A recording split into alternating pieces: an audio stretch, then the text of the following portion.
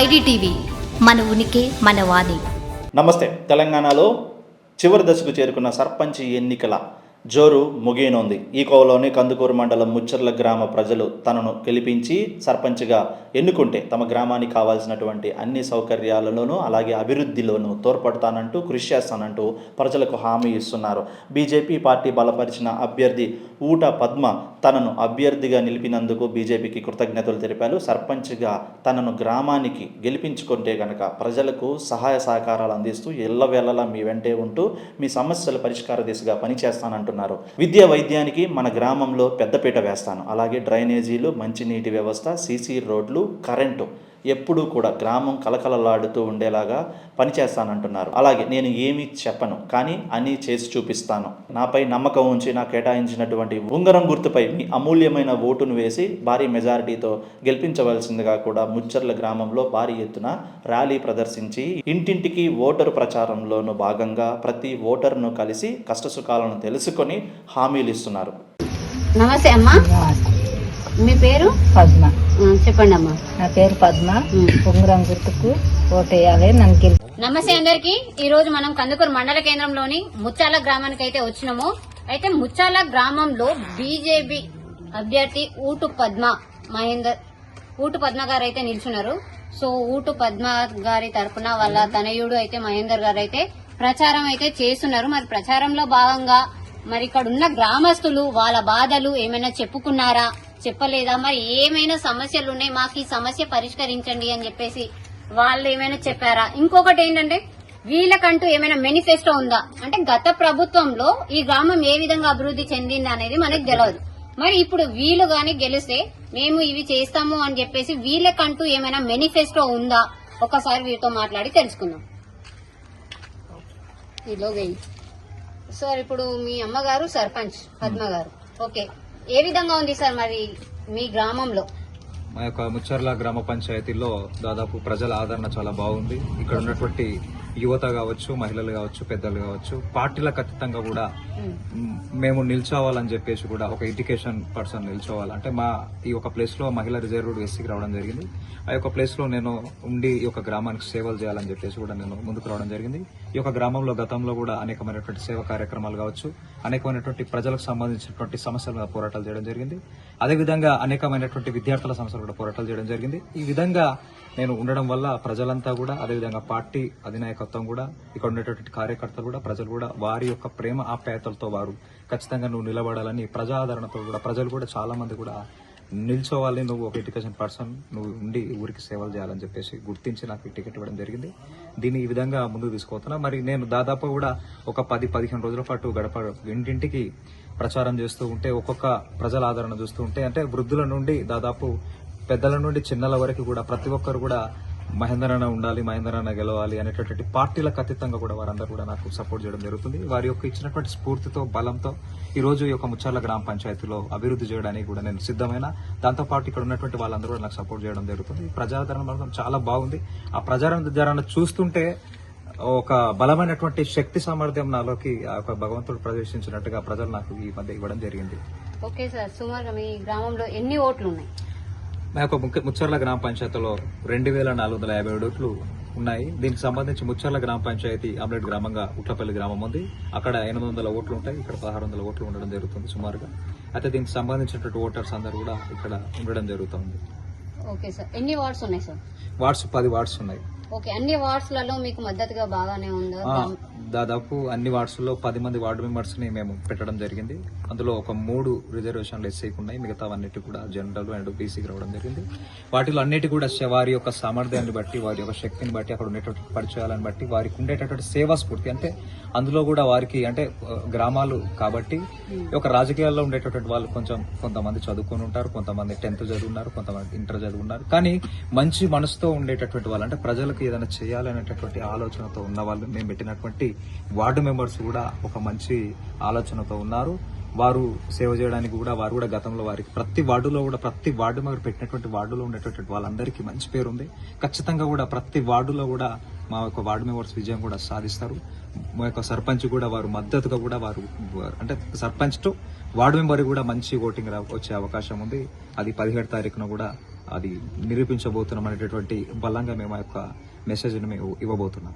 Okay sir, ఇప్పుడు గతంలో ఏం అభివృద్ధి చెందిందో చెందలేదో మాకైతే తెలీదు. సో మీరు ఇప్పుడు సర్పంచ్ గా మీరు గెలిస్తే మీ గ్రామానికి మరింత అభివృద్ధి చేస్తా అని చెప్పేసి మీరేమైనా హామీ ఇచ్చారా? అంటే మీకంటూ ఏమైనా మేనిఫెస్టో ఉందా?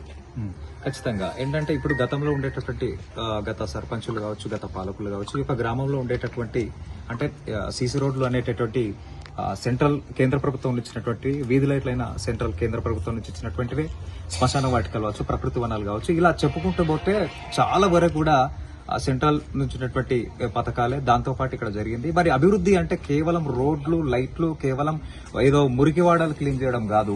నిజంగా అభివృద్ధి అంటే గ్రామంలో ఉండేటటువంటి చదువుకున్నటువంటి వాళ్లకు ఉద్యోగాలు లేకపోతే ఉద్యోగాలు ఇవ్వడం అనేది అభివృద్ధి, నిజమైన అభివృద్ధి. దాంతో పాటు గ్రామంలో ఉండేటటువంటి ప్రతి విద్యార్థి కూడా ఖచ్చితంగా చదువులు ఆపకుండా ఉన్నత చదువులు చదవడం అనేది నిజమైనటువంటి అభివృద్ధి. గ్రామంలో ఉండేటటువంటి ముసలి ఓకే సార్, మీ గ్రామానికి అయితే నా సర్వే ప్రకారం మీరు ఒక యూత్ ఐకాన్ లాగా ఉన్నారు. మరి మీరు యూత్ కి ఇచ్చే సందేశం ఏంటి? నేటి రాజకీయాల్లో ఖచ్చితంగా యువత పోటీ చేయాలి. ఎందుకంటే గత పాలకులు, గత రాజకీయాలు, గొడవలు అలాంటివి చేసేటటువంటి రాజకీయం అంటే గొడవలు చేయడం, రాజకీయం అంటే తాగడం, రాజకీయం అంటే ఎవరినో భూములు కబ్జాలు చేయడం, రాజకీయం అంటే బెదిరించడం, ఇలా జరుగుతుంటది. కానీ రాజకీయం అంటే నిజంగా చదువుకున్నాడు అంటే నిజంగా యువత ఖచ్చితంగా గ్రామంలో ఓటు ఒక 18 సంవత్సరాలు నిండేటువంటి వాళ్ళు ఎవరైనా పోటీ చేయాలి. ఖచ్చితంగా యువత ఖచ్చితంగా గ్రామం కోసం పాటుపడాలంటే గ్రామాభివృద్ధి దేశాభివృద్ధి. కాబట్టి గ్రామాలు బాగుంటే దేశం బాగుంటది. మన దేశం బాగుంటే మనం అందరం బాగుంటాం. కాబట్టి ఆ సంకేతం యూత్ ఖచ్చితంగా ఈ రోజుల్లో డ్రగ్స్ అలవాటు అయిపోయారు.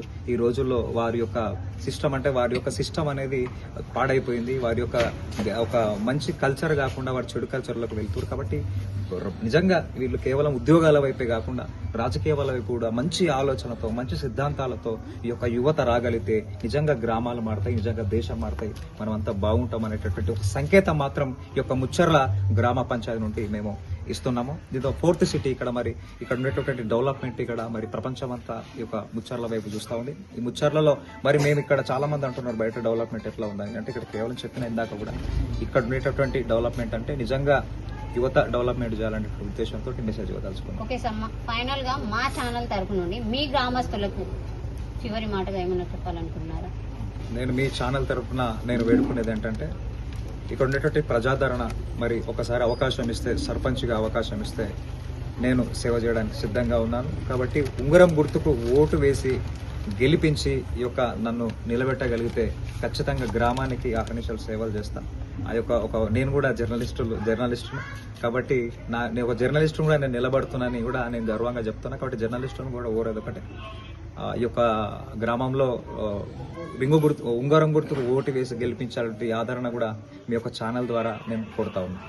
Thank you sir. నమస్తే సార్. నమస్తే సార్, మీ పేరు? కృష్ణయ్య. సార్, మీరు బీజేపీ పార్టీ సీనియర్ నాయకులని తెలిసింది. మరి ఇప్పుడు మీ బీజేపీ పార్టీ తరఫున సర్పంచ్ అభ్యర్థిగా పద్మ గారు నిల్చున్నారు. సో మరి ప్రచారంలో భాగంగా మీ గ్రామంలో ఏ విధంగా ఉంది సార్? అంటే పద్మ గారికి ఏ విధంగా ఉంది ప్రజల ఆదరణ? చూడమ్మా, మంచి ఆదరణ ఉంది. ఓకే, మంచి ఆదరణ అంటే ఏ ఇంటికైనా పద్మ గెలుస్తుంది, మేము గెలిపించుకుంటామని మాట మాత్రం ఖచ్చితంగా మనస్ఫూర్తిగా చెప్తారు. ఓకే, ఇది మాత్రం మాకు కొండంత బలం. మా జనాలు ఇస్తారు, మా ప్రజలు ఇస్తారు. అది మాకు చాలా సంతోషం అవుతుంది. మొత్తం పైన గెలిచే ఓపు మాకు ఖచ్చితంగా ఉంది. కంపర్ మెజార్టీ తోటి మేము గెలుస్తున్నాం. పద్మ గెలుస్తుంది అని చెప్పేసి ఏ విధంగా అంటున్నారు సార్ జనాలు? వాళ్ళ నమ్మకం. ఎందుకంటే మన మహేందర్ ఉన్నాడు కాబట్టి, మహేందర్ ఇక నా కొడుకు, నా బిడ్డ, నా తమ్ముడు మాకు అందుబాటులో ఉంటాడు. ఎల్లవేళలా మాకు ఏ ఆపద వచ్చినా ఇప్పుడంటే అప్పుడు క్షణంలో మాకు దగ్గర అవుతాడు, మాకు తీరుస్తాడని నమ్మకం వాళ్ళకి కలిగింది ఖచ్చితంగా. ఓకే సార్, మరి మహేందర్ గారి తరపు నుండి, మీ పార్టీ తరపు నుండి ఈ గ్రామానికి మీరిచ్చే సందేశం మీరు ఇంకేమైనా చెప్పదలుచుకున్నారా మా ఛానల్ తరపు నుండి? మా ఊరికి 4 సీట్ అని ఒక మంచి డిక్లేర్ చేసింది గవర్నమెంట్. ఓకే, ఇది మొత్తం పైన ప్రపంచ దేశాలలో పేరు మోగుతుంది ముత్యాలని. కానీ ముత్యాలకు రోడే లేదు, మట్టి రోడ్ ఉంది. అదే ఫ్యూచర్ సిటీ ఏమో మరి. ఇంకా అదేమో మరి. మా మాజీ సర్పంచ్, ఇంతకుముందున్న మాజీ సర్పంచ్ అది మామూలుగా డాంబర్ రోడ్ ఉండే దాని వల్ల కొట్టిండు మట్టి రోడ్డు వేసి పెట్టిండు ఉన్న రోడ్ని తీసేసిండు. ఆయన ఇంకా గొప్పగా ఏం చెప్పుకుంటాడంటే నేను ఏంది సింగపూర్ చేసినట్టు చేసిన నా ముత్యాలని ఆయన గొప్పగా చెప్తాను. అది చూడండి, మీరే చూడండి. అదే సింగపూర్ అంటారా మరి? అదే సింగపూర్, ఆయన అదే సింగపూర్. ఓకే సార్, మేడం ఒక నిమిషం కట్ చేయవద్దాం. చెప్పండి సార్. సీరియల్ నెంబర్ 1 ఉంగరం గుర్తు. నా సర్పంచ్ని గెలిపించి నా వార్డు నెంబర్ 10 నెంబర్లను గెలిపించి బంపర్ మెజార్టీతో గెలిపించి మమ్మల్ని ఆశీర్వదిస్తారని మేము కోరుకుంటున్నాం. Okay sir, thank you sir. నమస్తే సార్. నమస్తే అమ్మా, సార్ మీ పేరు? నా పేరు రాఘవేందర్ అమ్మా. నేను బీజేవైఎం రంగారెడ్డి జిల్లా ఉపాధ్యక్షుడు. నాకు ఇక్కడ ఇన్ఛార్జ్ ఇవ్వడం జరిగింది. సో ఎలక్షన్ ఇన్ఛార్జ్ గా మీరు ఇక్కడికి వచ్చినారు. అవును అవును. ఓకే సార్, మీరు కూడా సర్పంచ్ అభ్యర్థి గారితో మీరు కూడా ప్రచారంలో భాగంగా ఇంటింటి సర్వేకి అయితే వెళ్తున్నారు. అవును. మరి ఏ విధంగా ఉంది సార్ పబ్లిక్ ఆదరణ? ఇక్కడ నేను 1-2 గంటల నుంచి తిరగడం జరుగుతుంది. ప్రతి గడప గడపకు వెళ్ళినప్పుడు మహేందర్ మా వ్యక్తి అని చెప్పడమే తప్ప ఒక సర్పంచ్ అభ్యర్థిలాగా మాత్రం ఎవ్వరు కూడా అసలు కన్సిడర్ చేయలేరు. మా ఇల్లు వదిలే అబ్బా, నువ్వు వేరే ఇల్లు వెళ్ళి ప్రచారం చేసుకో. ఎందుకంటే మా పిల్లగాని గురించి మేము చెప్పడం ఏంది? ఎందుకంటే మహేందర్ అనే వ్యక్తి ఒక ఎలక్షన్స్ వస్తే రోడ్డు మీదకి వచ్చే వ్యక్తి అయితే కాదు. ఎందుకంటే మేము చూస్తుంటే కనుక గత 10 సంవత్సరాల నుంచి మేము చూస్తుంటే కనుక ఆయన ఎక్కడ కూడా అన్యాయం జరగవచ్చు, లేకపోతే ఇక్కడ ఫార్మాసిటీలో భూములు గుంజుకోవచ్చు. గత ప్రభుత్వం, ఈ ప్రభుత్వం ఎన్ని కేసులు ఆయన మీద జరిగినాయి అంటే పబ్లిక్ కి సర్వీస్ చేయడానికి ఆయన ఎప్పుడు అహర్నిశలో పోరాడుతుంటాడు. ఆయన ఇప్పుడే కాకుండా పార్టీకి అతీతంగా, నేను చెప్పేది పార్టీకి అతీతంగా అన్నా అని పిలిస్తే తమ్ముళ్లాగా, లేకుంటే పెద్ద మనుషులు ఉంటే కొడుకులాగా పనిచేసేటటువంటి వ్యక్తి. ప్రతి గడపకి వెళ్తే ఇప్పటిదాకా ఒక ఇంటికి వెళ్ళడం జరిగింది.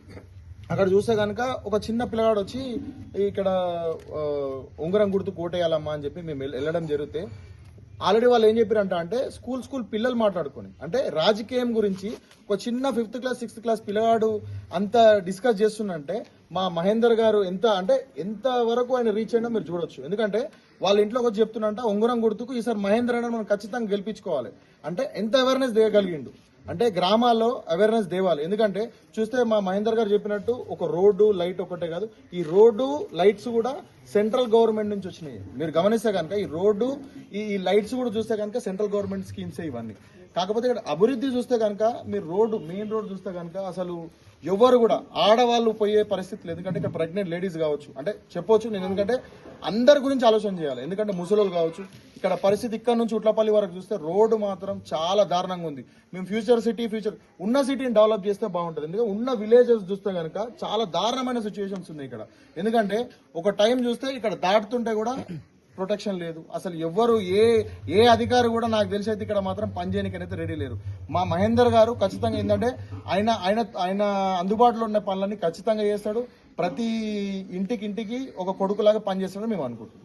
ఓకే సార్, మీరు ఈ గ్రామానికి ఏం చెప్పాలనుకుంటున్నారు? సర్వే ఇప్పుడు ప్రచారం అయితే జరిగింది కదా, ప్రచారంలో భాగంగా ఈ గ్రామస్తులకు మీరు ఇచ్చేది? నేను కోరుకునేది ఒకటే, నిజానికి నిజాయితీకి ఓటేయండి. డబ్బుకు మద్యానికి మాత్రం ఖచ్చితంగా తినండి. డబ్బులు ఇస్తే తీసుకోండి, ఖచ్చితంగా మేము వద్దన్నట్లే. డబ్బులు ఇస్తే తీసుకోండి, తినండి, తీసుకోండి. కానీ మహేందర్ లాంటి మంచి వ్యక్తికి గెలిపిస్తే ఖచ్చితంగా మీ ఊరు బాగుపడుతుంది. మీ ఊరిని ఆదర్శంగా తీసుకొని 10 ఊర్లు బాగుపడతారని మేము కోరుకుంటున్నాం. Thank you. నమస్తే సార్. నమస్తే సార్, ఇందాక సర్పంచ్ అభ్యర్థి గారు అన్నారు నా ఇన్స్పిరేషన్ మొత్తం ఇతని అని చెప్పి చెప్తున్నారు. మీ పేరు సార్? రవీందర్, మాజీ ఉప సర్పంచ్. ఓకే సార్, మరి ఏ విధంగా ఉంది సార్ మీ గ్రామంలో స్పందన బీజేపీ పార్టీ నుండి మహేందర్ గారి తరఫున? స్పందన అంటే మహేందర్ ఒక వ్యక్తి కాదు, ఒక శక్తి. మహేందర్ ఒక ఏ పని పడ్డా ఇట్లా పిలిస్తే పలికే లాంటి వ్యక్తి.